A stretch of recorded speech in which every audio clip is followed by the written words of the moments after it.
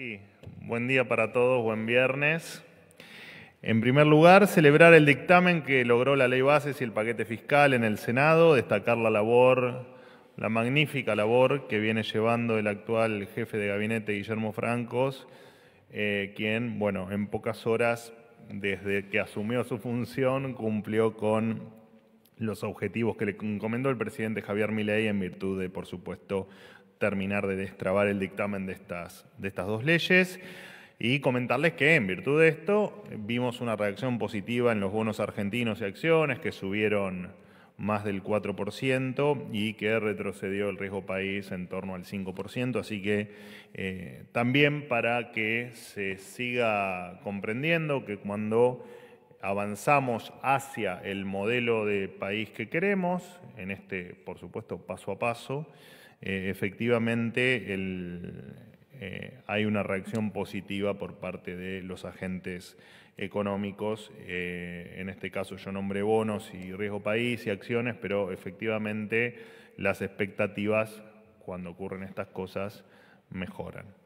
En segundo lugar y por último, así ya me abro directamente a preguntas que hoy tengo periodistas o futuros periodistas adicionales a los habituales, destacar el viaje del presidente Milei a los Estados Unidos, viaje en el cual ha coincidido con los principales CEOs del mundo y por supuesto que, como les hemos contado estos días, se ha propuesto el que se posicione al país como un centro de innovación y tecnológica y un centro que apunte al desarrollo de la inteligencia artificial. Les recuerdo que el presidente se ha reunido con los principales CEOs tecnológicos del mundo, bueno, de las empresas Apple, Google, Meta, etcétera. Así que es una señal clara que efectivamente Argentina está transitando por un camino que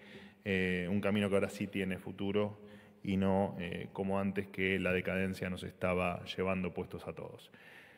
Ahora sí, Miguel Nicolich. ¿Cómo andás? ¿Qué tal, Manuel? ¿Todo Buen bien? día, gusto de saludarte. Notarán que estoy apurado, ¿no? Sí. Miguel Nicolich para Radio Rivadavia. ¿Cuál es el balance que hace el gobierno a propósito de cómo llegó la ley Bases con el dictamen? Eso en primer lugar, si se ha fijado un plazo para que salga definitivamente. Y por último, ¿cuál es la posición que tiene el gobierno con respecto a la propuesta del presidente ucraniano de producir armamentos con nuestro país? A ver, con respecto a la ley Bases, al dictamen, la ley entendemos que existen muchas posibilidades de que se debata en el recinto la semana del 10 de junio, creo que empieza con lunes 10 de junio, así que entendemos que es muy probable que esa semana se debata finalmente la ley y por supuesto se apruebe. Veremos después si con alguna modificación o no, y veremos el trámite legislativo cómo continúa, pero creo que esa semana va a ser clave y no la semana que viene como había trascendido en algún medio. Eso en principio no es así. Con respecto a lo que me planteas de Ucrania, no solo que eso no va a existir, sino que además no tenemos la capacidad de que eso pase. Digamos, no tenemos capacidad de producir hoy lo que plantearon en alguna noticia o en alguna nota que salió con respecto a Ucrania o a las supuestas intenciones. No hay nada de eso planeado con respecto a un trabajo conjunto. No es así. Buen día, ¿qué tal? Cecilia Camarano para ¿Cómo Ámbito. andás? Bien, gracias. Quería preguntarle sobre los alimentos almacenados, si ya hay cronograma con fechas y lugares de destino acerca de cómo se van a distribuir. Y también quería preguntarle si desde el gobierno consideran que con la salida de la torre el hecho ya queda saldado, subsanado, o si están en revisión otros cargos, incluidos el de la propia ministra de Capital Humano, Sandra Petroelo. Muchas gracias.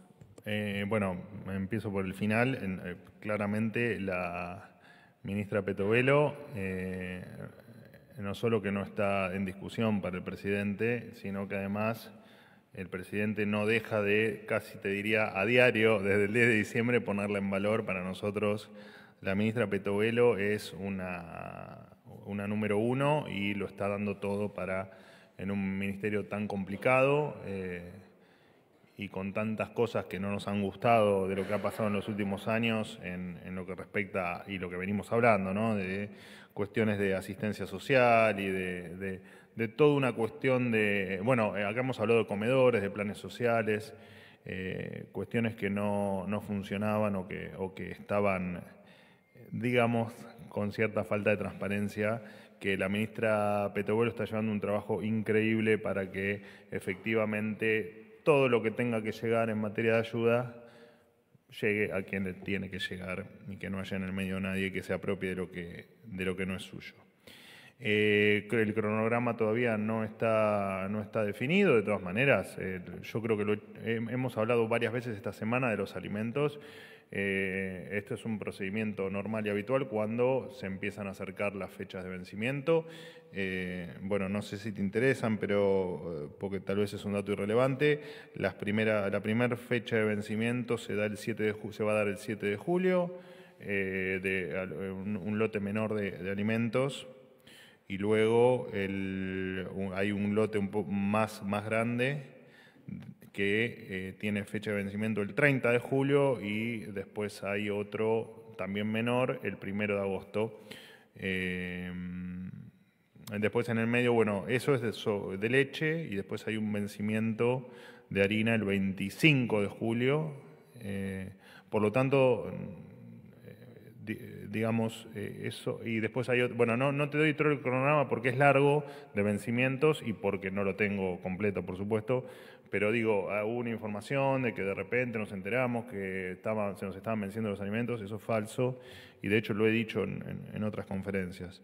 Y esto, digamos, tendría que haber mucho cinismo para dejar vencer alimentos y no repartirlos, ¿no?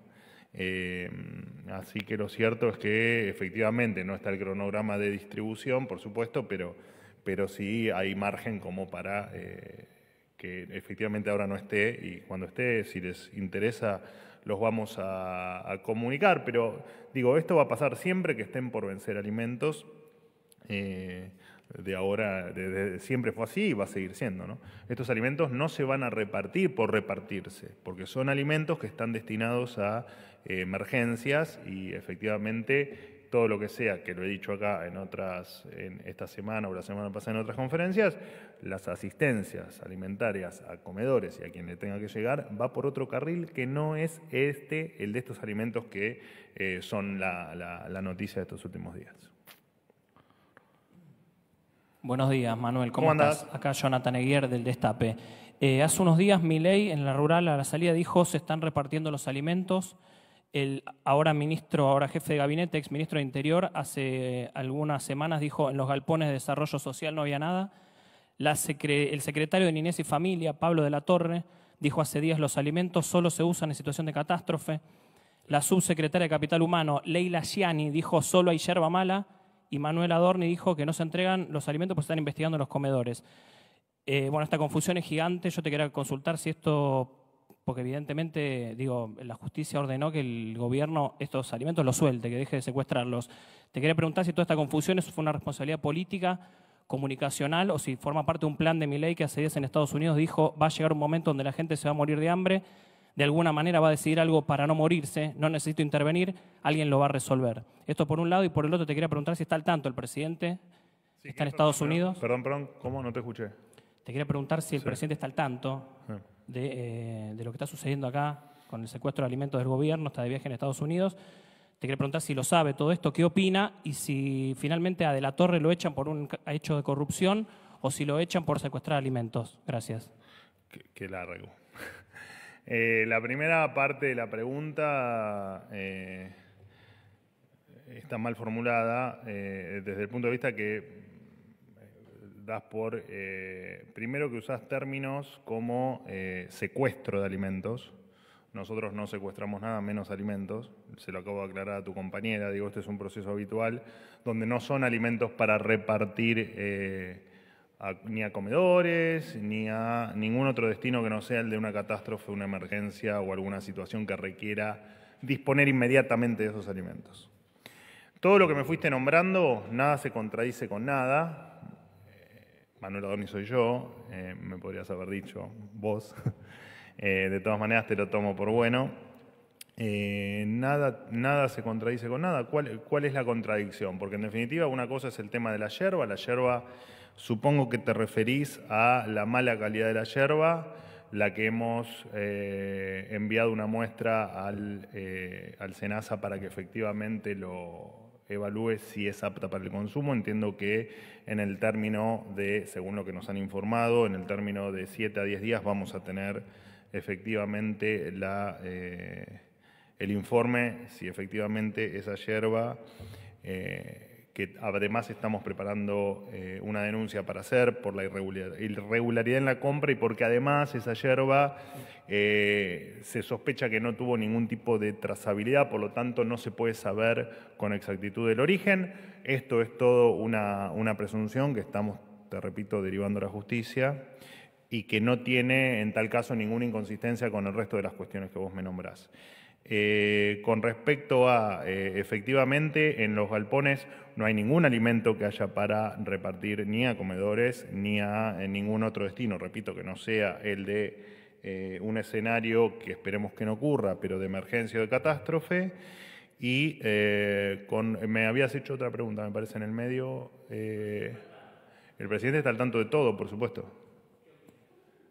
El presidente me parece que expresó su total apoyo a la ministra Petovelo y todo lo que refiera a problemas de gestión o a cualquier otra cuestión que haga en temas de transparencia, de información o de cuestiones que pueda a los ministros o a los funcionarios de rangos superiores tener que desplazar funcionarios, a quienes en el caso de la Torre se le ha limitado en sus funciones debido a que, bueno, vos sabés muy bien que o un funcionario o renuncia o se los limita en sus funciones, en este caso se lo ha limitado en sus funciones y por supuesto que el apoyo del presidente a la ministra Petovelo es absolutamente, es absoluto y no solo la ministra Petovelo, todos los funcionarios del gobierno tenemos libertad absoluta para elegir nuestros equipos y cuando vemos algo que no funciona o vemos algo que no cumple con nuestras expectativas, removerlo o modificarlo. Así que efectivamente el presidente no solo que está al tanto, sino que apoya cada uno de los movimientos de la ministra Petovelo.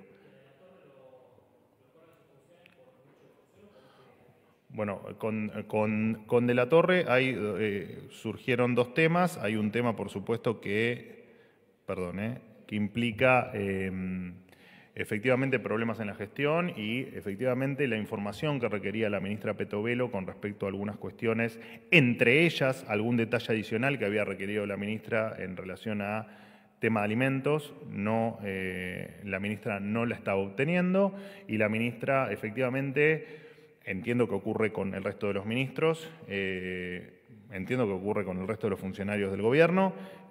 Para serte bien preciso, no trabajamos con gente que no tengamos el 100% de confianza, independientemente de la aptitud del funcionario. Cuando alguien pierde confianza en uno de sus funcionarios, efectivamente se toma la decisión de removerlo, reemplazarlo. ¿Qué te iba a decir? Bueno, no, y me parece que está completa, ¿no? La respuesta. Ahí está. Voy yo, ¿qué tal? Hola, Fabián, ¿cómo andás? Buen día. Fabián Wallman para FM La Patriada. Con respecto a lo que te preguntaba recién Jonathan Eguier, volverte a repreguntar, porque el ministro, ahora jefe de gabinete, Guillermo Franco, dijo en la Cámara de Diputados, está grabado, filmado, que el gobierno anterior no había dejado ningún tipo de elemento para aportar durante las catástrofes. 5 meses después nos enteramos que efectivamente había alimentos y no los llevaron ni a Bahía Blanca, ni a Entre Ríos, ni a Corrientes. En este mismo sentido, ¿por qué esperaron 5 meses para hacer un control de la yerba, de la calidad, teniéndola en los depósitos? Y por último, y para terminar, si me permitís, con respecto a la eficiencia, es algo que el gobierno destaca fundamentalmente. Se tomó, lo aclaraste, pero voy a reiterar porque es lo que dicen todos los expertos, el gobierno dejó de invertir 50 millones de dólares y el país tuvo que afrontar un saldo negativo de 500 para invertir en el gasoducto, por un lado, y por otro lado, bueno, estas cuestiones en las cuales sí está clara que el Estado en esta situación no puede funcionar con menos funcionarios designados en los cargos, con trabajadores que no saben lo que hacer y con falta de control. Gracias. No, a ver, de hecho, las auditorías que hace la ministra, voy primero al planteo que me haces con respecto a capital humano. La ministra efectivamente digamos, es una tarea habitual para ella hacer auditorías y en definitiva todo esto parte de una auditoría porque de hecho por el tema de gestión se inició un sumario y por cuestiones que hacen a determinada falta de transparencia se hizo una denuncia, entiendo que el miércoles, en la Oficina Anticorrupción. Y lo único que hacemos es efectivamente gestionar. Después podés estar más o menos de acuerdo en que esa gestión sea la que vos pretendés tal vez o esperás o no. Y efectivamente, cuando ocurren episodios, lo he dicho, alguna vez me lo han preguntado con respecto a transferencias discrecionales o adelantos del Tesoro, me lo han preguntado con respecto a, creo que alguna inundación que hubo a principio de año, la verdad que ahora no lo recuerdo de manera precisa, pero las ayudas siempre se hacen en virtud de la solicitud y no unilateralmente. Por lo tanto, la verdad es que no, el caso de Bahía Blanca tampoco lo tengo, no tengo todos los detalles en la cabeza, te podrás imaginar, bastante información manejo, pero efectivamente si hubo alguna solicitud de ayuda se habrá cumplimentado con ella y si no, es porque no la hubo. Ahora, con respecto a la yerba, no sé a qué te referís, así la irregularidad en la compra por el gobierno anterior no se le dio la suficiente importancia, yo entiendo que sí, de hecho se están presentando las denuncias y si vos o el planteo que vos hacés pretende sugerir que el 11 de diciembre tenía que estar todo el Estado auditado, eso no iba a pasar y son procesos que llevan, en muchos casos, que llevan más tiempo del que uno pretendería, pero digo, no sé si me quedó algo sin responderte. No, sí, concretamente. Francos dijo que no llevaron nada porque no había nada. Y la yerba, ¿por qué esperaron 5 meses? Podrían haberlo auditado en enero, en febrero, no en el medio de esta controversia. Claro, lo que pasa es que vos no estás teniendo en cuenta el desastre que este gobierno encontró cuando asumió el 10 de diciembre. Entonces, te repito, hay cosas que... Bueno, de hecho, te llevo incluso a otro plano, digo, el tema de la reducción o el análisis de la planta pública todavía no se terminó, iban casi 6 meses de gobierno y hay un montón de cuestiones que efectivamente nos falta solucionar. Y está claro que si te estoy diciendo que efectivamente hay gente que se la remueve o se la limita en sus funciones, que es una manera, si se quiere, de definir que efectivamente se corre una persona de su función, es precisamente porque hay problemas en la gestión y hay errores en la gestión y efectivamente se solucionan corriendo al funcionario que efectivamente no cumple con las expectativas de su funcionario superior, en este caso, o de su autoridad superior, que en este caso es Petovelo. A ver, si hay una diferencia que tenemos nosotros, es que nosotros no ocultamos los problemas, nosotros los contamos y los corregimos. Y en este caso, si hay un funcionario que no cumple con las expectativas o que en su calidad de tal pierde la confianza del funcionario de su autoridad superior, también es removido. Y está muy bien que así sea. Nosotros no ocultamos ni escondemos nada debajo de la alfombra. Nosotros todo lo que tenemos para contar lo decimos y todo lo que pasa lo explicamos. Manuel, buen día. Estela Gárnica de A24. En el marco de esta denuncia por presunta corrupción contra Pablo de la Torre, ¿hay más funcionarios o empleados contratados truchos que fueron echados? ¿Qué cantidad? Y, por otro lado, ¿qué balance hacen en la primera semana de Guillermo Francos como jefe de gabinete? ¿Y qué va a pasar con Sturzenegger y con la AFI, si ya están las designaciones y los cargos? Bueno, empiezo por el final. Con respecto a la última pregunta, y me hicieron la misma pregunta ayer, efectivamente va a haber cambios en la AFI, efectivamente es decisión del jefe de gabinete, obviamente por instrucción del presidente de la Nación, que la AFI pase a pertenecer directamente de Presidencia de la Nación y efectivamente las designaciones se van a conocer, si no es en las próximas horas, seguramente en los próximos días. Eso por un lado. Por otro lado, en relación a la gestión del ministro Franco, bueno, poco se puede decir, ¿no? Hace poquitos días que asumió. La verdad es que el ministro Francos es digamos, desde lo humano es sensacional y desde la gestión me parece que ha demostrado en pocos meses haber logrado lo impensado, ¿no? Que es haber impulsado una ley, o bueno, en este caso 2 leyes, la ley bases y la ley denominada de paquete fiscal, haberlo logrado en estas circunstancias con inferioridad numérica clara en ambas cámaras. ¿Qué te puedo decir? Me parece que eso habla por sí solo y además, bueno, el gabinete está feliz del trabajo que está haciendo y por supuesto que feliz también con que quienes nos coordine a todos sea efectivamente Guillermo Francos. Así que estamos contentos por ello. Me habías hecho otra pregunta, ¿no? Me hacen muchas preguntas ustedes y yo me pierdo. Si hay más funcionarios echados por Petovelo. Perdón. Hay una denuncia, si me puedes confirmar la denuncia sobre contrataciones truchas en el Ministerio de Capital Humano. Hay una denuncia que impulsa la ministra Petovelo porque es lo que corresponde ante una persona que efectivamente le transmitió falta de transparencia en determinadas cuestiones a la ministra Petovelo. La ministra Petovelo, como corresponde y porque es su obligación como funcionaria pública, hace la denuncia en la Oficina Anticorrupción. No nos intrometemos en ese proceso. Les pido por favor paciencia, cuando efectivamente haya algún avance se los vamos a estar comunicando, pero somos respetuosos de todas las partes, somos respetuosos de el proceso, si se quiere, de investigación y somos respetuosos de todos los involucrados que claramente no es solo de la Torre, ¿no? Bueno, jurídicamente la verdad es que no te lo puedo aseverar porque la verdad es que no tengo ese detalle, pero lo consulto con el área legal de Capital Humano y te lo informo en un ratito. Hoy no tengo hace unos días que lo tengo enfermito a la Nari, así que estoy solo contra el mundo, pero en un ratito o escribime, recordámelo y te averiguo ese detalle jurídico que no, obviamente escapa a mí. Hola, bienvenidos. Universidad del Salvador. Son estudiantes de Comunicación Social y Relaciones Públicas. Bueno, gracias por venir y gracias, como siempre, a los periodistas. Vamos, alegría, chicos, alegría, sonrisita. Gracias a los periodistas que gentilmente me permiten.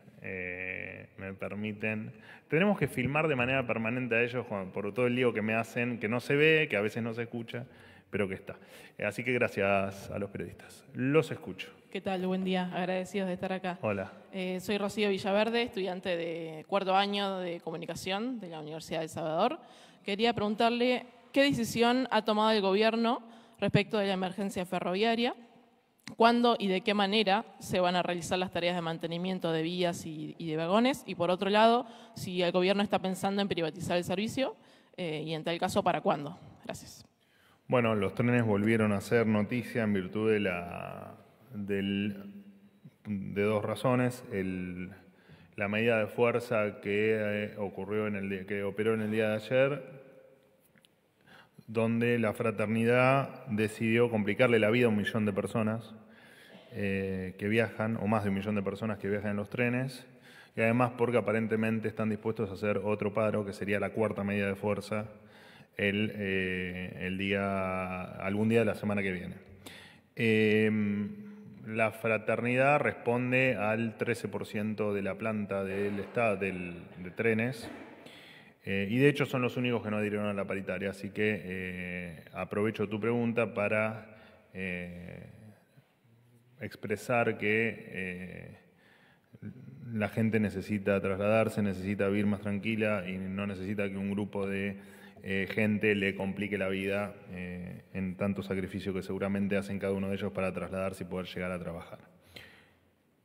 Habiendo hecho esa introducción, efectivamente todas las empresas del Estado son pasibles para nosotros de privatización, ninguna escapa a esa lógica, por lo tanto, efectivamente, a tu pregunta, digamos, más allá de que en los hechos, que requiere, por supuesto, determinadas cuestiones que no dependen necesariamente del presidente, efectivamente al ser una empresa del Estado, efectivamente es pasible de que se privatice o de que en algún momento se proceda al intento de privatizarse. Y con respecto a las tareas de mantenimiento, las tareas se hacen permanentemente. Está claro que son servicios ineficientes, digamos, no podemos escapar a un... De hecho, la propia tarifa hace que efectivamente la tarifa te muestra no solo que es irrisorio la tarifa que se cobra en relación a la tarifa técnica, digamos, o la tarifa que debería operar para que el sistema sea sustentable, pero más allá de eso, que es un dato casi numérico y estrictamente matemático, y dato matemático, lo que indica eso es que efectivamente no funciona, digamos. Es un servicio que efectivamente tiene mucho por mejorarse y mucho por cambiar. Pero efectivamente el mantenimiento se hace y todo lo que hace al resto de las cuestiones se está trabajando para, ya te digo, independientemente de su privatización o no, de la decisión que tome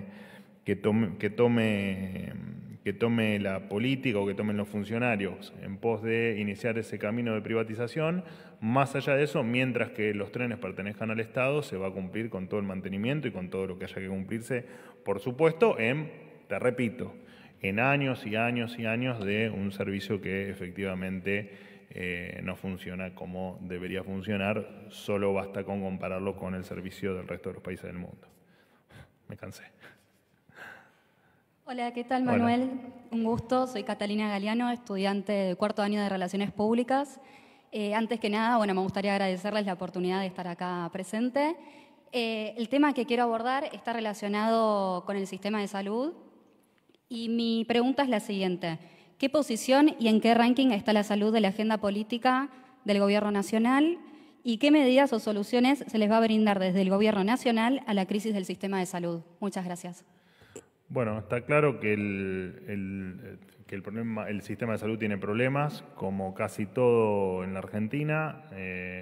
Un cuarto de siglo de populismo no es gratis y efectivamente tiene consecuencias. Y el sistema de salud está claro que efectivamente tiene problemas. También aprovecho tu pregunta para aclararte que la salud es jurisdiccional, depende de las provincias y efectivamente apelamos a que cada provincia dé todo lo que tenga que dar para que efectivamente la salud le llegue a todos los que la necesiten. Y el ministro de Salud, Mario Russo, tengo una diferencia horaria con el presidente de 4 horas, entonces estoy mal dormido, pero aquí estoy. Ahora salen todos los memes que me quejé de que duermo poco, que estoy cansado, etc. Es divertido esta interacción con los memes. Así que efectivamente el ministro de Salud está trabajando está claro que supongo que detrás de tu pregunta está el tema de las prepagas y está el tema del conflicto que con el sistema de salud privado o de gestión privada hubo en los últimos meses en la Argentina. Entiendo que tu pregunta pasa por ahí. Por supuesto que una cosa es la cartelización que hubo, sobre la que trabajamos y sobre la que el proceso continúa y que estamos tratando de solucionar en una Argentina, solo para hablar de nivel inflacionario, despedazada. Y efectivamente el ministro Russo está haciendo esfuerzos descomunales para atender también a un sistema que era bastante injusto con todo, ¿no? Era bastante injusto con quien efectivamente hacía uso del servicio, con el prestador o con el médico, y que efectivamente era un sistema que estaba absolutamente desgranándose y destruyéndose. Así que estamos detrás de que efectivamente todo eso se corrija con el trabajo y el esfuerzo de todas las partes, por supuesto. Una más, dale. Sí. Buen día. Se quedaron, Se quedaron, muy bien. Sí. Gracias por el espacio de otra pregunta más. Soy Camila Jolie, estudiante de cuarto año de comunicación. Respecto del viaje del presidente a Estados Unidos, quería pedirle si podría brindarnos detalles de las reuniones con empresarios tecnológicos y si se logró concretar algún acuerdo.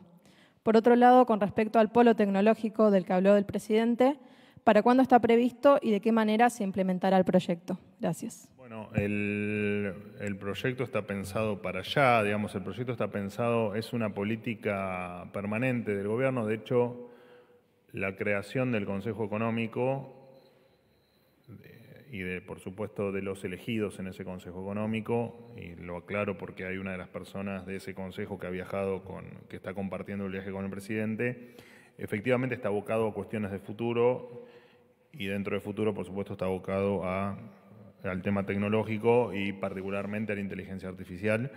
Pero, por supuesto, más allá que la decisión sea que sea a partir de ayer, está claro que son cuestiones que llevan tiempo y son cuestiones que primero se debe hacer lo que estamos haciendo, que es empezar a comunicarle al mundo quiénes somos ahora y hacia dónde vamos ahora. Imagínate, vos te imaginás, o en algún momento te imaginaste una reunión de un presidente de la Nación en el pasado argentino con Elon Musk o con Zuckerberg o con cualquier otro empresario de la talla de ellos. Te cuesta imaginar esa foto. Te cuesta imaginar a un Alberto Fernández abrazado con Elon Musk o a una Cristina Fernández de Kirchner abrazada con Mark Zuckerberg. Y efectivamente, y de hecho la ley Bases es parte de mostrar eso al mundo, de cómo estamos encarrilando un país alejado del mundo a empezarnos a incorporar a determinadas cuestiones. Porque además estos empresarios están dentro de las principales empresas en términos de capitalización de mercado. O sea, buena parte del capital tecnológico está concentrado en la dirección de estas personas. Por lo tanto, el primer paso que había que dar o que se está dando es mostrarle esta nueva Argentina al mundo. Por lo tanto, efectivamente, este es el primer paso, el que estamos dando ahora, en virtud del objetivo que vos planteás de cuándo es que va a ocurrir. Esperamos y vamos a hacer todo lo posible porque sea pronto, pero acá hay que también leer lo que pasa detrás, que es en esta coyuntura y en esta vidriera que estamos teniendo ante el mundo y de mostrar a la Argentina, porque en definitiva eso es lo que hacemos, mostrar a la Argentina, efectivamente la mirada es de apuesta a la Argentina y de entender que Argentina efectivamente esta vez ha tomado otro rumbo. Sin ir más lejos, acá tal vez no se le dio la importancia que efectivamente tuvo en términos periodísticos, no por ello, por supuesto, sino porque no se le ha dado el valor, tal vez en algunos medios que ha tenido, pero el que un empresario de la talla de Elon Musk abiertamente invite a invertir en la Argentina no es un tema menor. Por supuesto que acostumbrados a convivir en la decadencia, a muchos se les pudo haber pasado por alto, pero no es un tema menor. Tener reuniones con Google, con Meta, con empresas de inteligencia artificial, no es un tema menor. Y que en cualquier lado donde el presidente Milei va a exponer a la Argentina sea ovacionado y sea noticia alrededor del mundo, no es un tema menor. Y tampoco es un tema menor que hay un sector de la política argentina que desmerece y que cuestiona los objetivos de los viajes de Milei cuando lo único que está haciendo es llevar a la Argentina a otro nivel. Fin. Gracias. Quédense que nos sacamos la foto y charlamos un ratito. Gracias, chicos.